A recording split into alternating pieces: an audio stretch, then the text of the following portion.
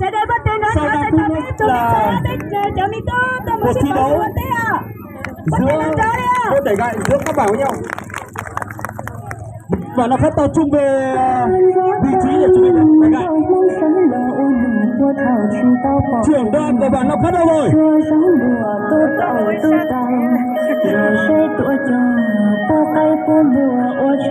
Đề nghị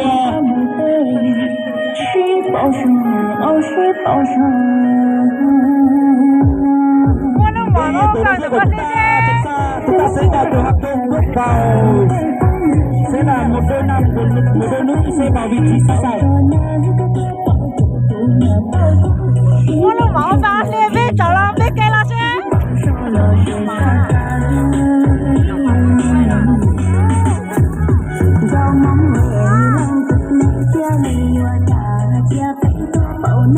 Đề nghị tổ an ninh làm công tác bảo vệ. Các đồng chí công an đâu cử ra một số người vào đây để làm công tác bảo vệ. Các đồng chí thôn đội trưởng và quan viên đâu về vị trí chuẩn bị đẩy gậy để làm công tác bảo vệ. Đề nghị cổ động viên chúng ta di rời ra khỏi vòng thi đấu khoảng 1 mét rưỡi. Đây là một môn rất biển, nếu mà các vận động viên của chúng ta trượt tay phát là sẽ dính người. Đề nghị là vận động viên của chúng ta di rời xa một chút ạ.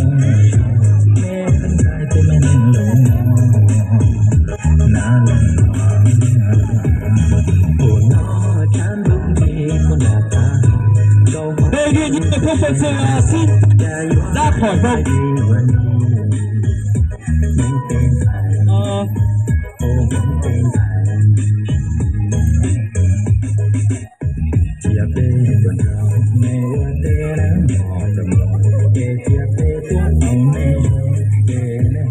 Đề nghị tất cả bà con chúng ta di chuyển ra khỏi vòng thi đấu nghiêm túc. Rồi.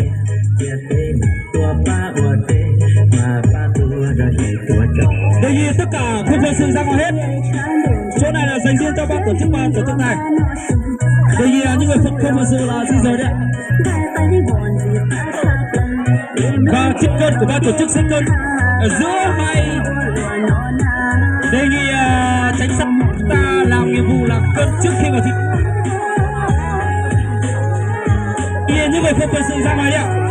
Các đồng chí có bị phải nhăn nhiều thôi. Bà con ơi, đề nghị là di rời ra, không được ai ngồi trong lòng đường.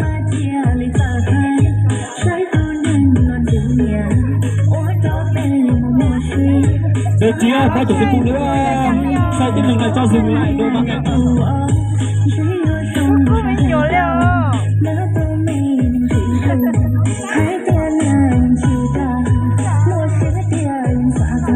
Và trận đầu tiên của hạng cân 61, 65 và số long gà bảng Cao Long chuẩn bị vào cân. Đối với nữ và số long hạng cân.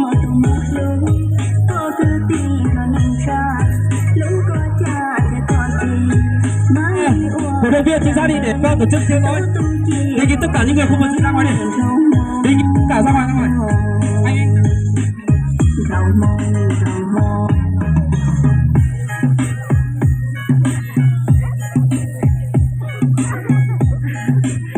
đề nghị tất cả ra ngoài đi, chỗ bên này ra ngoài hết.